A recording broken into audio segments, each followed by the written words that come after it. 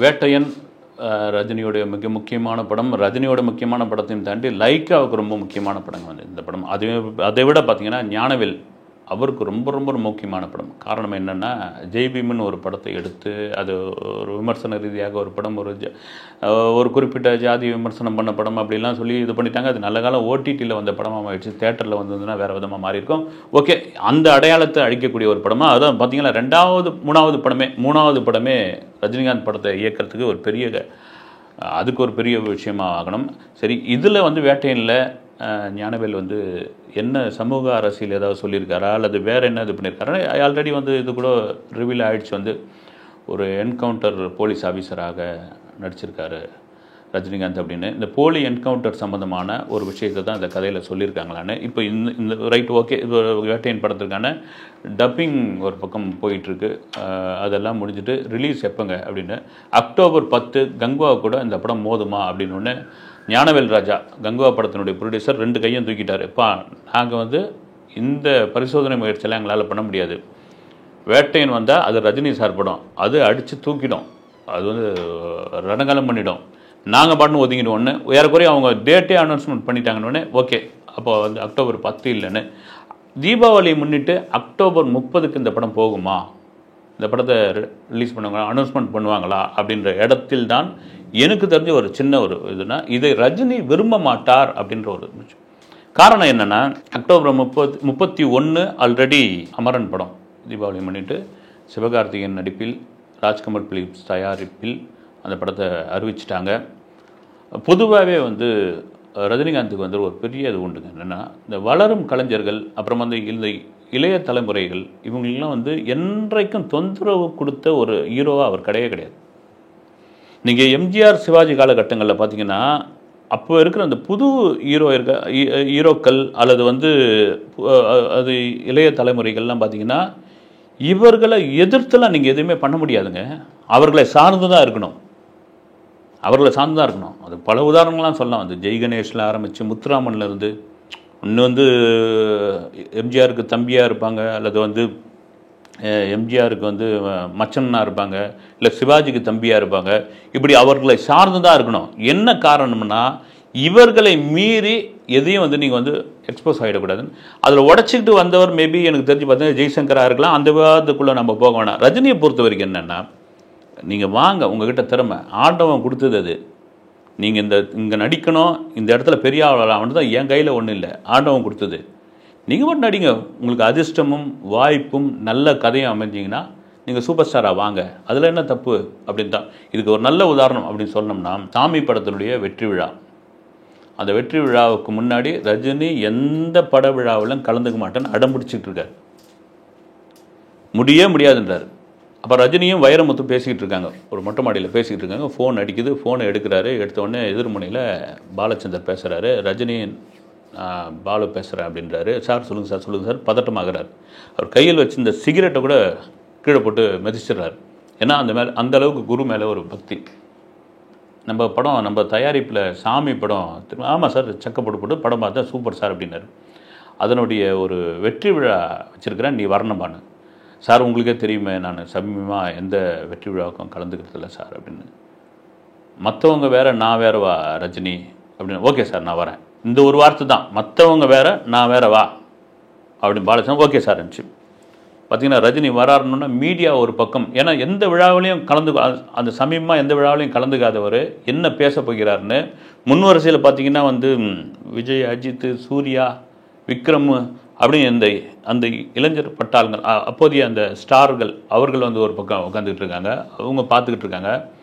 குறிப்பாக மீடியாக்கள் வந்து ரஜினியோட ஸ்பீச்சு தான் வந்து போஸ்டர் செய்தி, தலைப்பு செய்தின்னு அவங்க வெயிட் பண்ணிகிட்டு இருக்காங்க. வந்து எதுக்கு சொல்ல வரேன்னா, அவர் மைக்கை பிடிக்கிறாரு. வந்து ரஜினிகாந்த் மைக்கை பிடிக்கிறாரு. சூப்பர் ஸ்டார் அப்படின்ட்டு வந்து ஒரு கலெக்டரோ, ஒரு கமிஷனரோ, ஒரு முதல்வரோ மாதிரியான ஒரு விஷயம் கிடையாது. வந்து அந்த தேதியில், அந்த நிமிடத்தில் யார் லைம்லைட்டில் இருக்காங்களோ அவங்க தான் சூப்பர் ஸ்டார். அப்போயே உடைச்சாச்சு. அந்த விதத்தில் பார்க்கும்போது இந்த சாமி படத்தை பார்த்தேன், விக்ரமுடைய ரேஞ்ச் எங்கேயோ போகும், வேறு லெவலில் அவர் போயிட்டுருப்பார். அது மாற்று கருத்தே கிடையாது அப்படின்னு அந்த பக்கம் விக்ரமை பாராட்டுறாரு. அப்படியே திரும்பி விஜயை பார்க்குறாரு. விஜய் வந்து நேரில் நான் மீட் பண்ணியிருக்கேன், பேசியிருக்கிறேன். நேரில் பார்க்குறது வேறு, ஸ்க்ரீனில் பார்க்குறது வேறு. இங்கே பேசுறது வேறு, கேமரா முன்னாடி அவர் வேறு மாதிரி ஆகிட்டு பொழுது அவருடைய வசீகரா படத்தை பார்த்தேன் நான். என்ன ஒரு ஹியூமர், விஜய் பண்ணது தானா இது அப்படின்னு ஆச்சரியப்பட்டு போயிட்டேன்.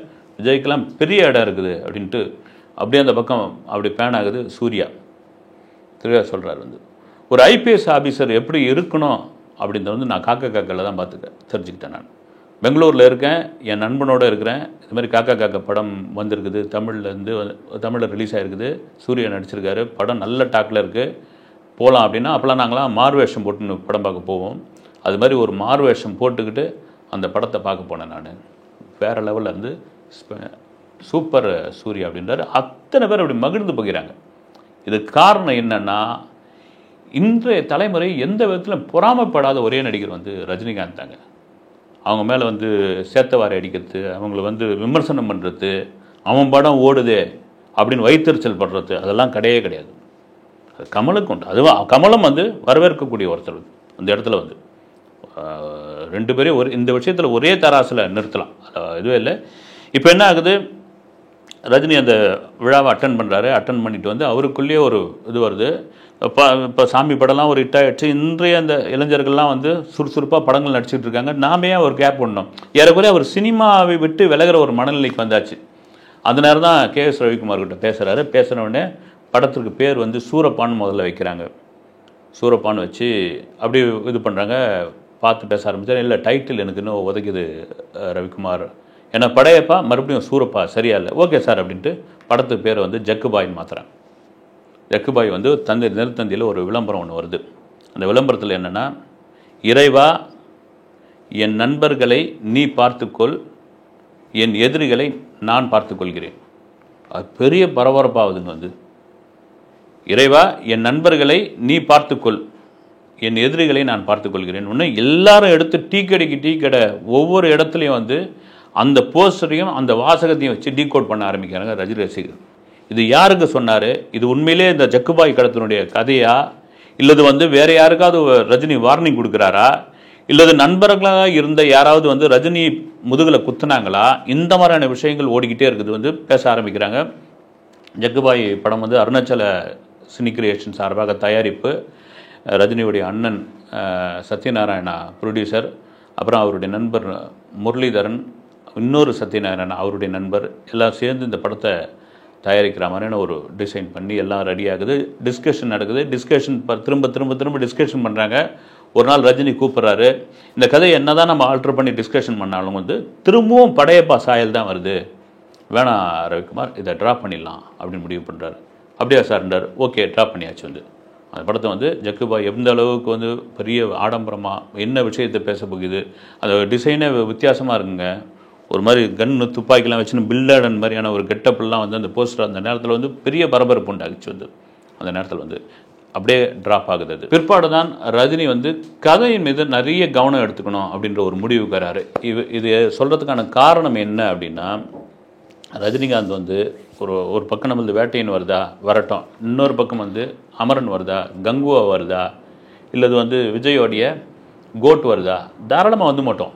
அதனால் தப்பே கிடையாது. வந்து அவங்க படம் அவங்க பக்கம் வரட்டும், நம்ம படம் நம்ம பக்கம் வரட்டும், இதெல்லாம் ஒன்றும் கிடையாது. இப்போ பாருங்கள், வேட்டையன் பண்ணியாச்சு, கூலி படத்தினுடைய படப்பிடிப்பு ஹைதராபாத்தில் நடந்துகிட்ருக்கு. ஜெயிலர் 2க்கு கதை ரெடி பண்ணிகிட்ருக்காரு நெல்சன். ஏன்னா இப்போது ஒரு விழாவில் கலந்துக்கிட்ட யோகி பாபு வந்து போகிற பக்கத்தில் சொல்லிட்டாரு, ஜெயிலர் 2 ரெடி ஆகுது, அதில் நானும் இருக்கேன், நெல்சன் வந்து கதை ரெடி பண்ணியிருக்காரு, எப்பா என் வாயிலேருந்து எல்லாத்தையும் பிடிக்கிட்டீங்களே அப்படின்ட்டு சொல்ல வேண்டியது சொல்லிட்டு போயிட்டாரு.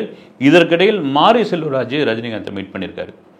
என்ன ஒரு வேகங்க! வந்து இன்றைய இளைய தலைமுறை நடிகர்கள் தயவு செய்து இவரை ஒரு ரோல் மாடலாக நீங்கள் வச்சுங்க, கற்றுங்க. அதுதான் ரொம்ப ரொம்ப ரொம்ப முக்கியமான ஒரு விஷயம். நீங்கள் பார்த்து தெரிஞ்சுங்க அப்படின்ட்டு தான் அடுத்த வீடியோவில் சந்திக்கிறேன். நன்றி.